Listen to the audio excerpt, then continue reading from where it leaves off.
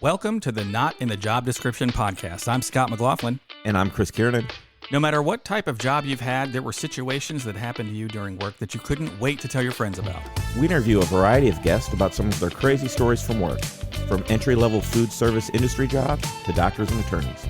We will explore funny, gross, embarrassing, scary, and sometimes almost unbelievable stories that people have experienced while on the job. Keep in mind that our guests or the companies they work for may be masked in order to protect the innocent, or maybe even the guilty.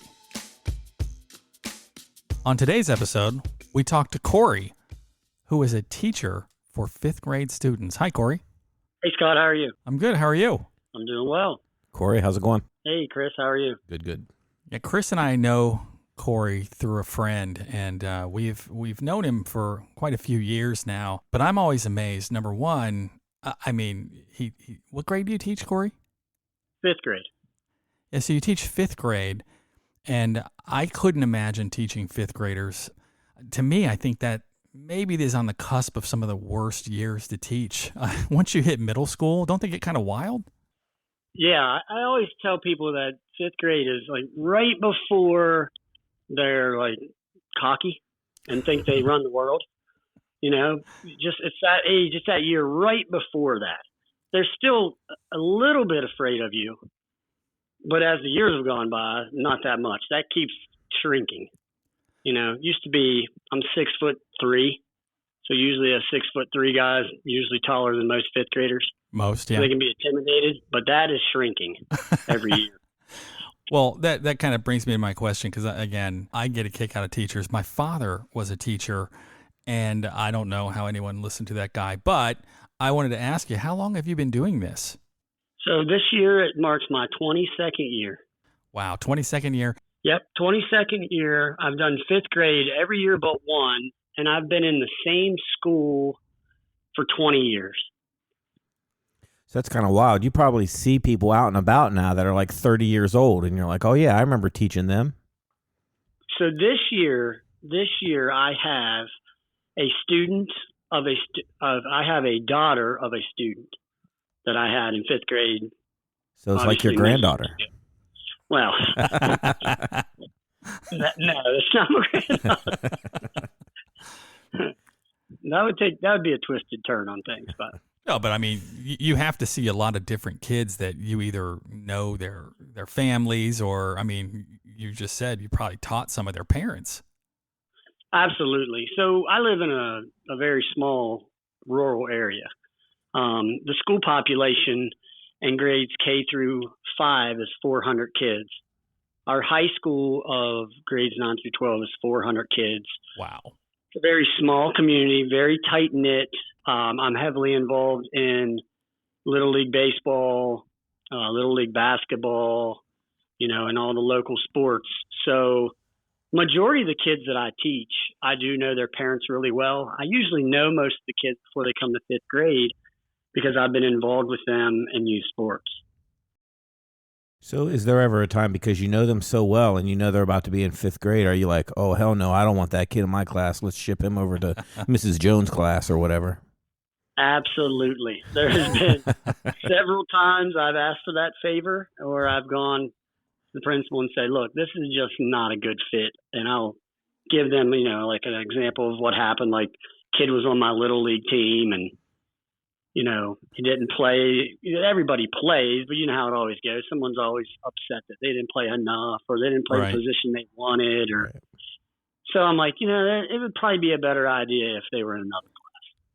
And so that's been honored. So I'm privileged to have had good leaders in our building for the most part. So that you get away with that crap?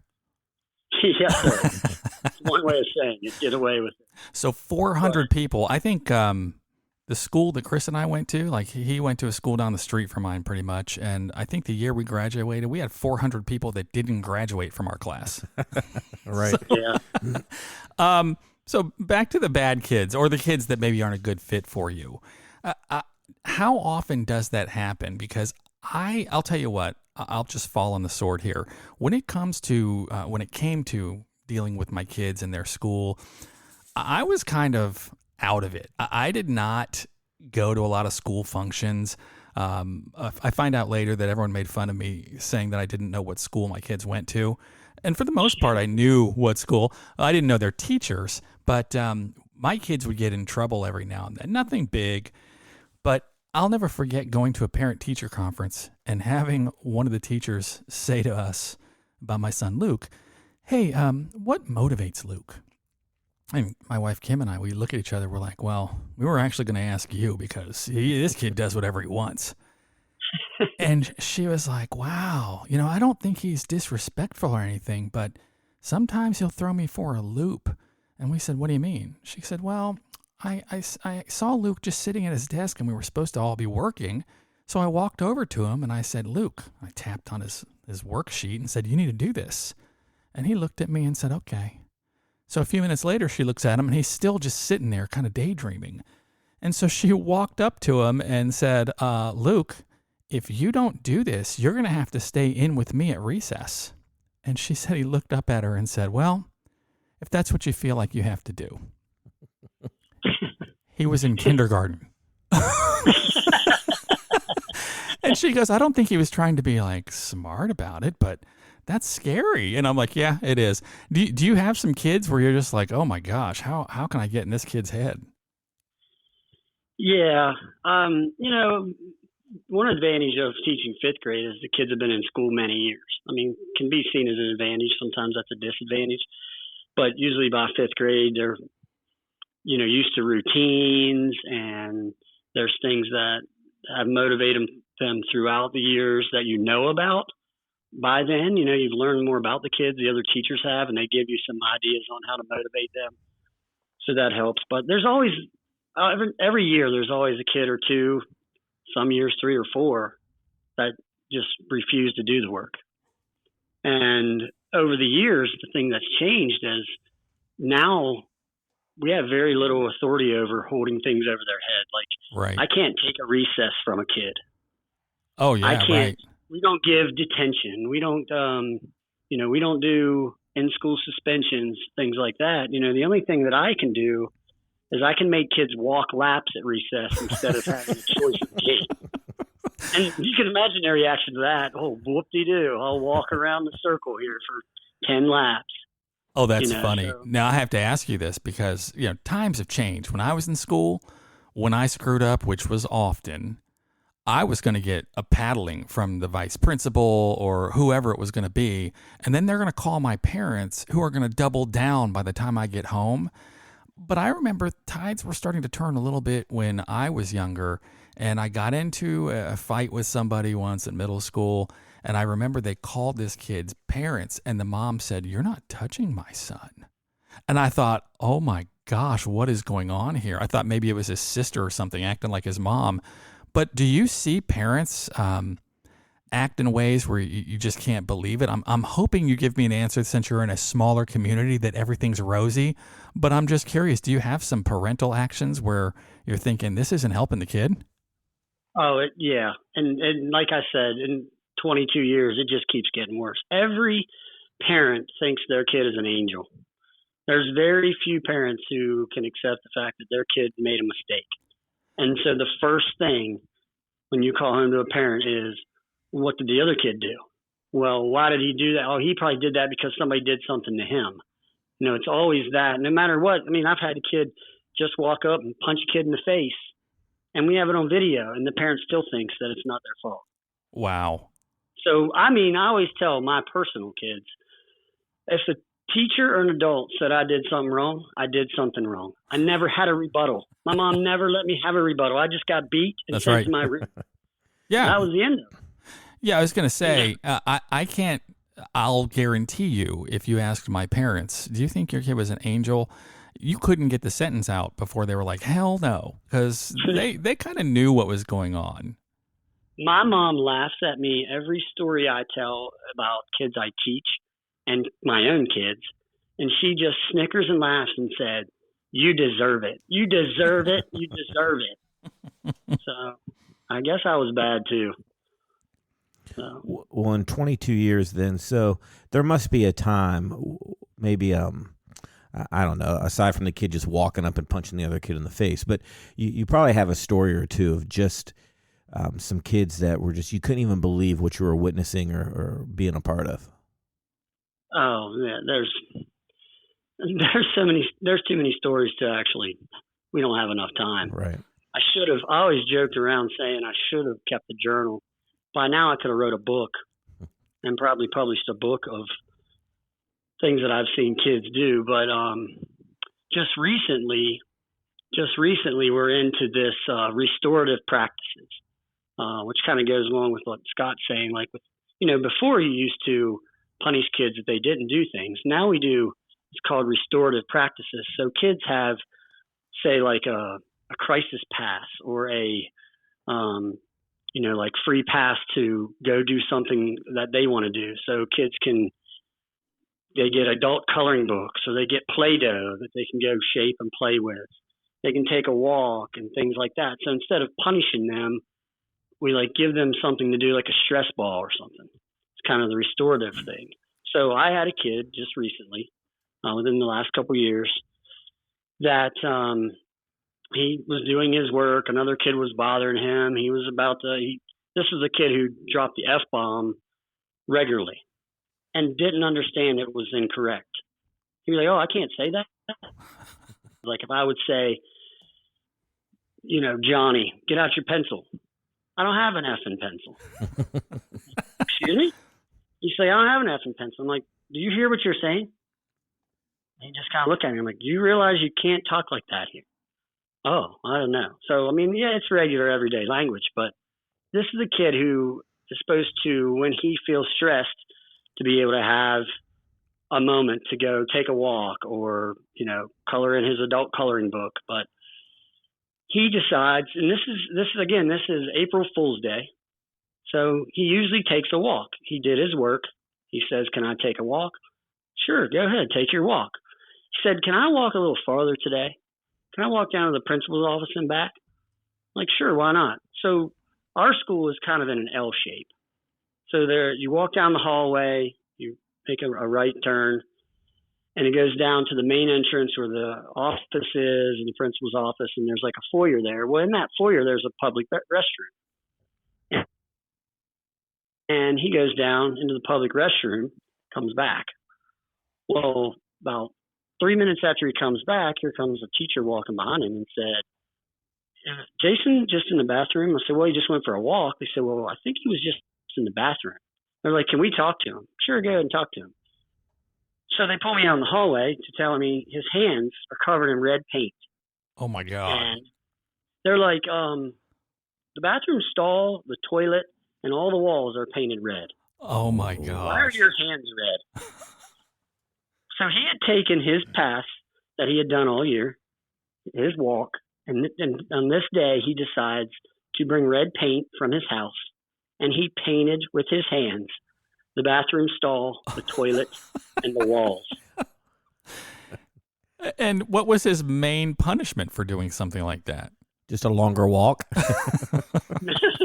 Yeah, they did, and I was surprised they got away with this, but his grandma was on board. That's who his primary guardian is.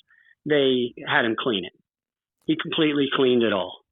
Wow. He wiped off everything. He wiped it all off, and that was it. That was the only punishment.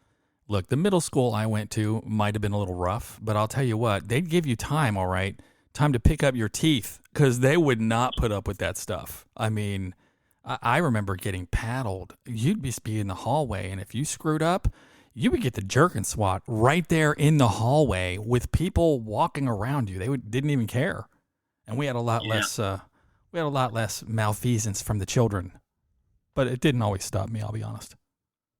There was another case. Now this happened in my second year of teaching, and this goes back to the kids that you just wish you don't have in your classroom, because they're there. Maybe some teachers don't admit, but there are just some kids you just can't get along with. It's like people.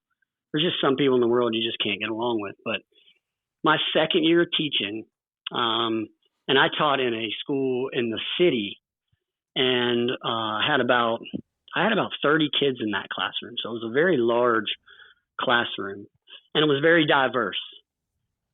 So I had, Latino children. I had black children. I had obviously white children, and then we had Russians that year. Don't ask me where they came from. I was going to say, is that the crop for Russians that year? I have no idea. But there was a family of Russians, and it was like sets of cousins. So I think we had 5 of them total. And anyways, on the playground one day, one of the kids decides he's going to teach the Russian kid how to say cuss words. Nice. All right. So the Russian kid is proceeding to go around with this kid and calling people bad words and everything else, and actually walks right up to me and calls me a bad word. And I'm like, giving this look and like scolding them, and they have no idea. Like, they have no idea that they're saying anything bad. And I'm like, where are you hearing this from? And they told me exactly where it came from. And I know exactly who this kid is. And I go over to him and I'm on him, and he's out of recess. Now, this is my second year. You could be a little harder. And plus, I was young and I didn't realize that I could get in trouble for things I said. So I'm scolding this kid. I'm like, what are you thinking? You're out of recess. You're out of recess tomorrow. You're out of recess the next day. I'm calling your mom and dad. You're in big trouble. All right. So we go back inside, and, I'm walking kids into the hallway, and I got kids milling around. There's 30 kids in this room. I'm checking on everybody, making sure everybody's back in the room. And somebody had brought me a cupcake. All right. Somebody had brought me a chocolate cupcake with peanut butter icing, my absolute favorite. And I get the kids working. They're doing some work, and I go over by my desk, and I'm like, oh, I'm going to enjoy this cupcake.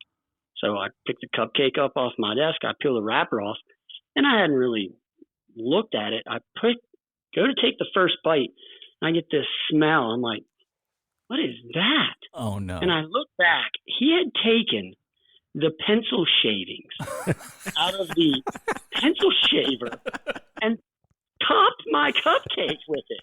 Oh, my gosh. That's pretty ballsy. And I lost it. I started ranting and raving. Who would ruin a chocolate and peanut butter cupcake? And this kid, he tried to disappear. He slid down in his bed. He was crying. And I was just I'm like, oh, wow, we know who did it. We know who ruined the cupcake. And I went off. And so the weird thing was, he got a punishment. I can't really recall exactly what it was, but I do remember this. In the 5th grade in our county, we have an outdoor school. And 5th graders go to the outdoor school and they spend the night. And they spend the night for 3 nights. So as a teacher, I have to go and sleep in this cabin with them. And there's bunk beds in there and restrooms, and I have to sleep in there with them for 3 nights. And I went to the principal and I said, there's no way that kid is sleeping in a room with me. Not happening. And they did. They stood their ground, and he was not allowed to spend the night. All right, I got to back you up. Chris and I looked at each other when you said this. Did you say outdoor school? Yes, sir. Outdoor school. So it is a camp. They have dorms. They have a mess hall there. And the kids go and they learn environmental science, life science. Wow. Now I say this, I can't imagine having a bunch of kids that you're going to be doing sleepovers and not have it just evolve into Lord of the Flies. But when I think back at my middle school, it wasn't 5th grade, but it was 8th grade. They were taking kids, to Europe in 8th grade, and the parents had to sign off on the fact that they might have alcohol and they weren't going to stop them, which I thought was kind of wild. But I've never experienced a sleepover, multiple days. Now, my wife took the kids one time to Cosi to spend the night, and but naturally, because I don't even know what school my kids go to, I wasn't involved. But I remember that. But I couldn't imagine having like an organized class at an outdoor school for multiple days. I mean, that had to have gotten out of hand from time to time, right? Like pranks in the evening when they're trying to sleep. Well, it has been, yeah, and it's really evolved with the times, obviously, because in fact, at one point, they used to take high school counselors. But that ended when one of the girls was trying to teach the boys how to French kiss. Yeah, that'll do it. That'll end that one. Lucky boy, though, right? Right. But it has evolved throughout. Like now, it used to be when I first went there. The first couple of years I did this, you as a teacher would have your class in a dorm. Your room is in the middle, and then on each side and separate. The only way to get to the other side would be go to the teacher's room. There would be boys on one side and girls on the other side.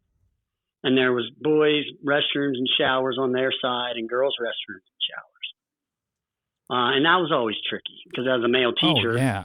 Right. I'm trying to filter in and out and making sure I don't, see anything in the girls' side and they're running around and the boys are trying to peek across and the girls are trying to peek across. And now they've changed it where all the boys are in a dorm, all the girls are in not a dorm, but like a cabin. And then you have chaperones that go with you. And now with the chaperones, you can't leave chaperones alone with kids. They have to be in pairs so that a kid can't come back and accuse right. chaperones something. They have to have another one. So it's evolved, but there have been underwear go up the flagpole. Oh, yeah, that's a good one. There has been, taco night. You can only imagine what that sounds like in a dorm with 20 boys. Some of the men chaperone are there with their CPAP machines. Those kids didn't need to sleep anyway. Yeah. They rival our buddy Adam with their snoring. And so that makes it challenging. But the one time, there's an alarm system on the door. So at about 10 o'clock every night, the janitor comes around, locks the door, sets the alarm. Well, one night I had a parent decide that they just wanted to leave in the middle of the night. So they open the door and this alarm goes off. And I'm not kidding you. This alarm would bring you out of the grave. It is so loud and everybody is screaming and running around and it was just total chaos. I like it. Yeah, it was nuts. Well, since you brought up pranks, you and I, we've known each other for a while, and you may know that I may have, I don't know, an unhealthy idea of pranking people, and I may or may not buy fireworks on occasion. Yeah. So I do know that. Yeah. So, in the past when we get together, I'd have some fireworks and we have fun with them. Years ago, when my kid was in grade school, he was in 5th grade, so you should get this. All right. Years ago, my wife calls me at work and says, she's a little wound up. She goes, "Listen, you're taking care of this." I said, "What are you talking about?" "The school just called." I said, "All right, well, what's going on?" "Your son," it was my son at this point, "your son," yeah, "your son was lighting fireworks on the bus." So now I'm like, oh gosh, now I've really stepped in it, right? Because if this kid picked out fireworks from some stash I had hidden in my house, this is going to be hard to explain. So, right. Kim is just like, "I told you this is a bad idea, having that stuff around the house where little kids can get to it, blah, blah, blah." All right, I'll call. So I end up calling the school back because I think she was originally just like, "Stop right there. Don't talk to me. You got to talk to his father." So I call back and the lady was really nice. She said, "Yeah, today on the bus, Luke let off a firework." And I'm just like, oh my God, I can't believe I'm hearing this. And I said, "Well, can you tell me what happened?" She goes, "Well, yeah, it was distracting to the bus driver." And I said, "Well, yeah, the ones I have certainly would be. So what happened?"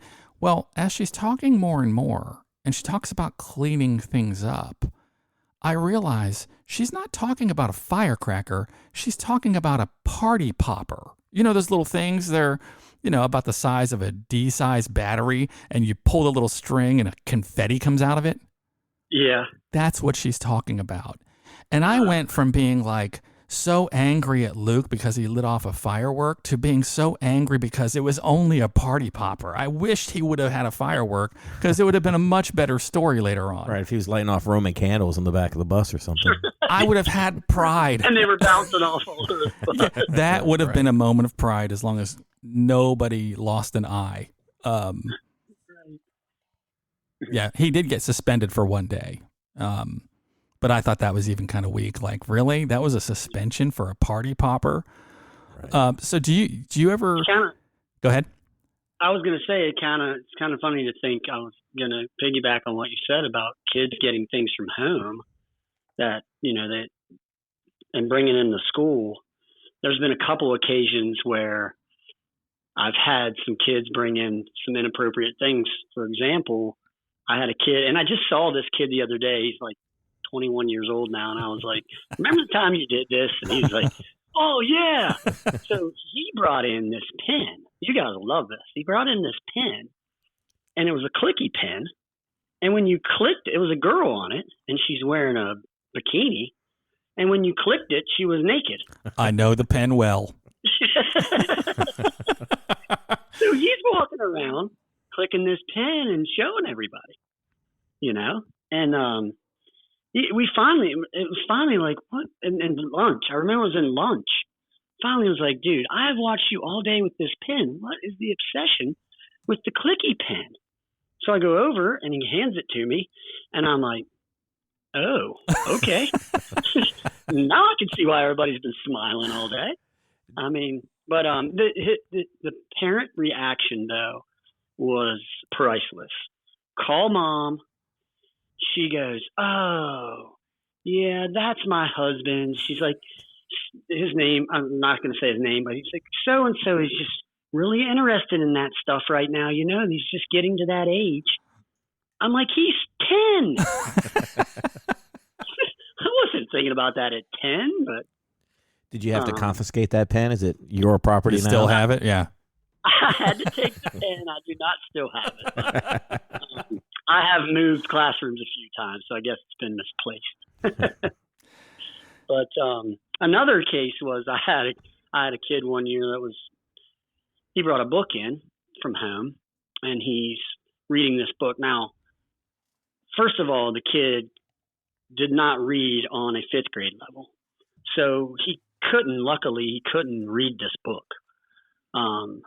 But I see him reading this book, and it's a huge novel, and I'm like, what is he reading? And I'm like, I know he's not that good of a reader. That seems like a challenging book for him. So I go over to this book, and here he's got like this romance novel. And so at least he can read. Well, he can't read it. I'm pretty sure he couldn't. But I look and read the page, and I mean, it was very graphic. It was like very graphical. Just describing the whole steamy situation. And I was like, where'd you get this at? Oh, it's my mom's. I'm like, right. Okay, Oh, yeah. You need to take it back here. So that has happened on a few occasions. Now, I told you I went to a rough middle school, and the guy I'm about to talk about, I think Chris knows him, but his name was Todd. And, when I went to this middle school, I came from it wasn't a bad area. It wasn't super wealthy or anything, but it was a nice area. And we bussed in like 3 groups of people across the city into this school. And I'll never forget in 6th grade, this kid, Todd, sporting his members only jacket, runs to the back of the room where we would sit and just cause trouble. And he's got his jacket pulled tight, and he says, oh my God, I'm going to get in so much trouble. I'm going to get in so much trouble. And I said, why? And he opened up his members only jacket on one side, and he had, and mind you, this is 6th grade, he had a freezer bag full of pot. In the 6th grade. In the 6th grade. Now, because, my parents were much older, they didn't do pot. They didn't do anything like that. I said, what's that? And he goes, it's weed. And I said, whose is it? And he said, it's my dad's. And I said, well, what are you going to do with it? And he looked at me like I was crazy. He was like, I'm going to smoke it. 6th grade. 6th grade. And if you want to talk about, bringing things home or bringing things to school from home that aren't yours, he actually pulled out rolling papers, rolled a joint in the back of his class, lit it, took a big hit off of it, and then put the joint out on his desk and put the weed in his pocket. And I'm thinking to myself, oh God, this is where my parents are going to kill me because I'm even associated with this kid. The teacher never said a word. Just let it go. Wow. Yeah. And what year is this? 1923. I don't know what year would that be. 80, 84, 80, no, 80, 82? Probably like around 81 or so. 81, 82, something like that. Right now in public school system, a big issue right now is the vape pens.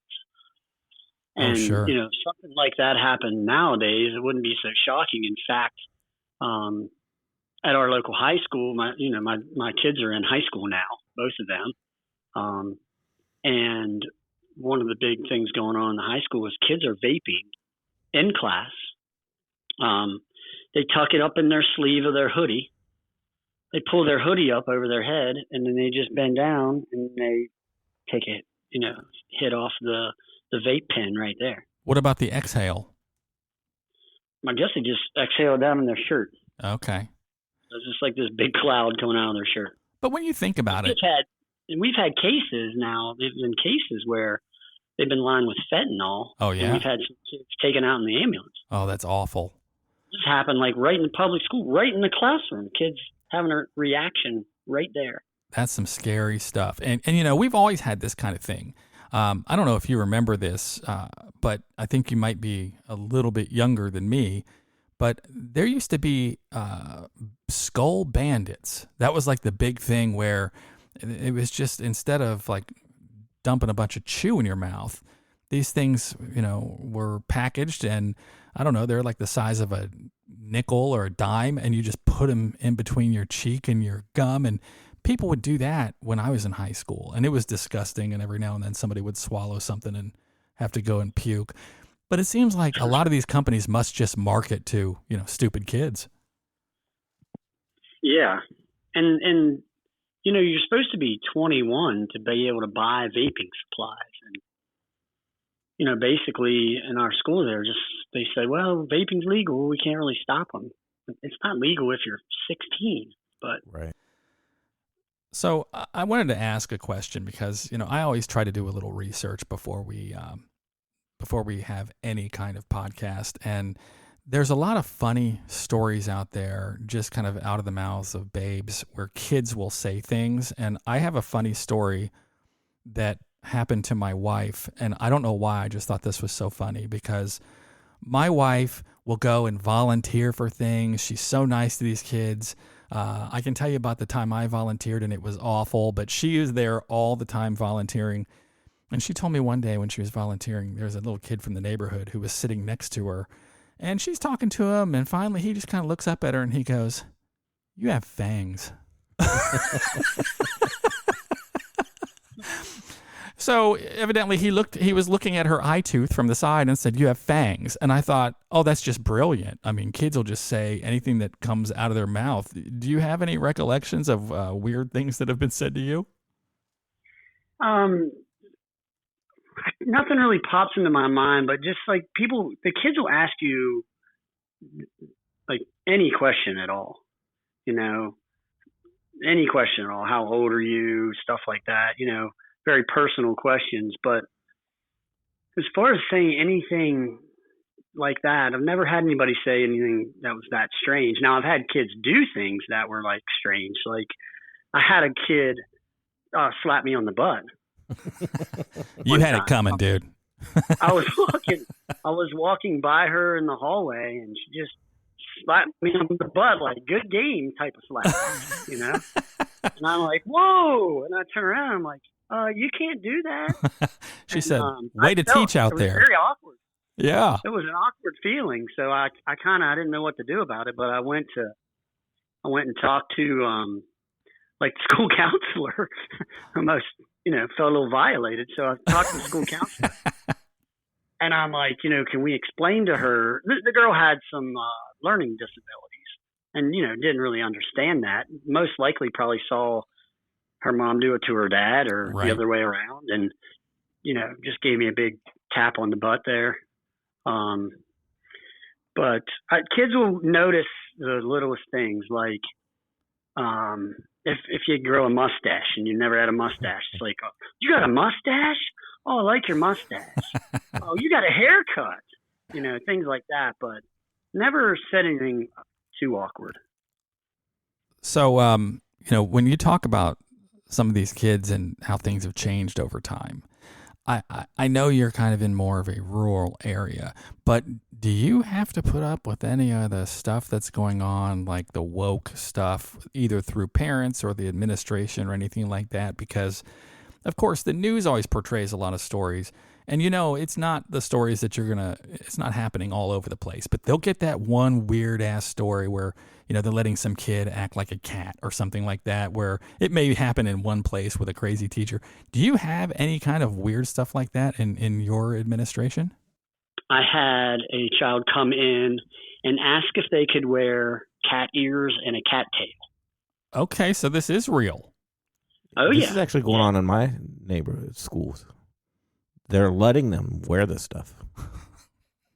So it's interesting. It's kind of a fine line, because it's one of those pick and choose your battles. Right. Do I pick this battle with this child and this go social, this go to the media, and then I'm getting all these questions. So it was a headpiece. What would you call it? I guess I'm not very good with the girl lingo, but not a bandana, but like a headband kind of thing. Headband, but it had cat ears on it. Chris has and them. it was okay. Chris knows what I'm talking about. Of course. And then there was a tail, and the tail you just tied around your waist. And so she said, can I wear my cat tail and cat ears? I said, well, what do you mean by that? Can you show me what you mean? And she pulls out the hairpiece, and literally the ears only stuck up about, I don't know, 1.5 inches, 2 inches. And it didn't look any different than any other kind of headband. So I'm like, sure, that would be fine. And she says, well, what about the tail? I'm like, well, let me see the tail. And now the tail was pretty big and bushy. And I was kind of like, okay, how do I handle this?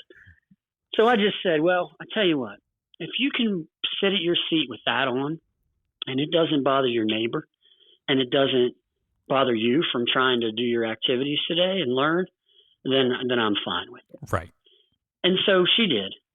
And when she left my room, I just said to her nicely, I'm like, can you please take that off now while you go to, like, our kids go out of our room to go to specials, music, art, right, PE, media. I said, can you take it off for that?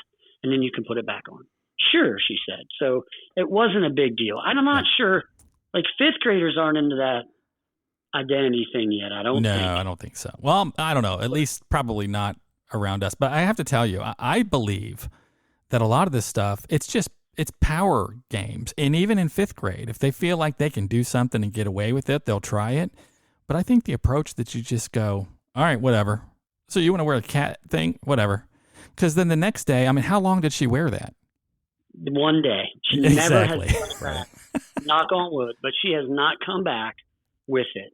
It hasn't been an issue. So I feel like I probably dodged a bullet there. If I make it a big deal, then maybe I get a phone call. Then maybe I get the parent who's like, wear it every day now. We'll show him.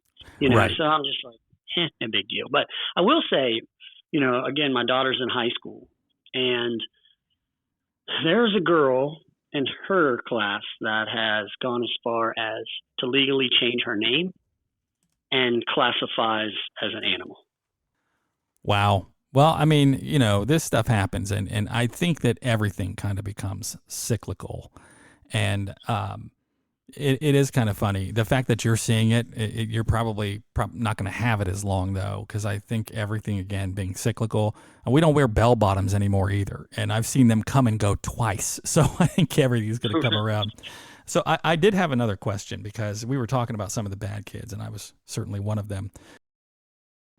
Do you, because you've got this long runway that you've had a lot of kids come through your school, Were there any bad kids you just knew you were going to see on the news, and they just were just bad, and it turned out exactly the way you thought? Unfortunately, yes. Luckily, again, since where I'm at and the kind of population we have, it's a small number, but I do have a former student who is doing time for murder. Oh my gosh. Was a kid who did not follow rules, was very active in school, had to be, taken out of recess several times for just physical behavior. Wow. So that's a case where that has happened. Yeah. So let me ask you, the flip side of that coin is, have there ever been any kids where you're like, oh my gosh, what a troublemaker. I'm going to see this person on the news. And it turns out that they actually turned out very well. Yeah. Yep. Same cases. Several kids that have gone into the military and made a good life in the military, went in the military, used that military to go get a college degree. I have kids that have become doctors, kids that are lawyers. So those success stories are great. And that's the whole reason you get into teaching, to try to hopefully motivate kids to grow up and be a beneficial part of society. Yeah. But, I've taught hundreds of kids. So obviously, sometimes you're going to lose a few of those battles. Oh, of course. Yeah. The law of averages. I know I was kind of wild when I was in school, and I've had teachers that have seen me, I don't know, even in the past 30 years, they're like, oh, you turned out good. I think they suspected that I was going to be, one of those people on the news. But yeah, it's just amazing that, kids, they are just in their environment. Sometimes it's, what they're growing up in. Sometimes they're just naturally wild. I mean, that guy Todd stealing his dad's weed. I mean, there's all kinds of stuff that goes on. But I can tell you, I had some of my best fun in school was middle school. Like right after that 5th grade, you go to middle school, you've got 3 years before you're like a semi-adult going into high school. Those were great times, and doing pranks and getting in trouble. As much as you want to think like these kids are bad seeds, I can tell you that it was one of those things. I'm sure that there are some principals that are still telling stories about stuff that I did, and they'd probably be surprised that I'm around. But just keep in mind, some of those kids are still good. Right, absolutely. I guess that's why, like I said, when I tell my mom stories, she's like, "You deserve it." And there's things that kids will do. Kids will do things in school, and I'll start to like, I can't believe, and then I'm like, wait a second, you can't use them for that. You did that. Right. You stood up in school one day in the middle of class and threw a paper wad across the room, not knowing that the teacher was sitting 3 desks in front of you, and hit him in the back of the head. It happens. It does happen. Yeah. So I kind of I catch myself being like, oh, well, you can't make a huge deal out of this because you did it. You were kind of part of that. And I think that, one thing that when I came out of college and got my first job, which I got my first job teaching, I had a long-term sub job lined up before I graduated.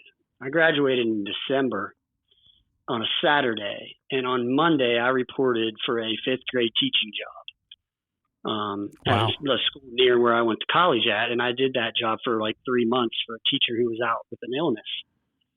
And some of the things that I wasn't aware of, that you're not just a teacher, you're a psychologist, a psychiatrist, a mom, a dad to some of these kids. I've done plumbing at school because kids just plugged up the toilet. Oh yeah. So I've been a plumber, referee for games and kids' arguments. I feel like I'm a lawyer, a CSI. Yeah. Agent, because it's constant. It's more than just teaching kids. In some cases, it's raising them. Oh yeah, teachers have a pivotal role. I mean, as I was growing up, honest to God, you might want to hold your ears on this, but there were probably only about 5 teachers that I thought really had an impact on me, but they had a huge impact. We had a teacher in middle school. This guy would tell us we could come to his house and play basketball at his house. So at any time, there'd be like 15 kids in his driveway and his wife out there serving, lemonade, and we're playing basketball at his house. I mean, he didn't need to do that. He just knew that we were kind of wild kids, and hey, he's going to rein us in. So there's a lot of good stories like that. So I'm glad you're in the profession. I know you're good for it. And I know that because you've done it for over 20 years. So good for you, man. Yeah, thank you. It's been a rewarding 22 years. There's days when you go home and you think, what am I doing? What else can I do? But there's a lot of days that you leave there like, okay, it was a good effort today. Kids did a good job. They tried hard. It was a good day. We move on to the next day. And there's a lot of kids, 22 years, you build a lot of relationships. There's a lot of kids that I taught and coached, because I've also done that for 20 years in the community. And there's a lot of kids that I keep in touch with. There's a lot of kids that I still see today at various events. I've been to weddings, been to births, things like that. And you see a lot of kids and they remember things. They'll say, remember the time this happened, or remember the time when you did this? I remember the time you jumped up on the table, things like that. Because you do know I'm very energetic, so yes, right. I can imagine know what spontaneous thing might happen every now and then, but absolutely. Well, I think this is a fitting place for us to wrap this up. Thank you for all the work you do with the kids, and I need to ask Chris, what have we learned today? Yeah, I learned don't slap your teacher on the butt.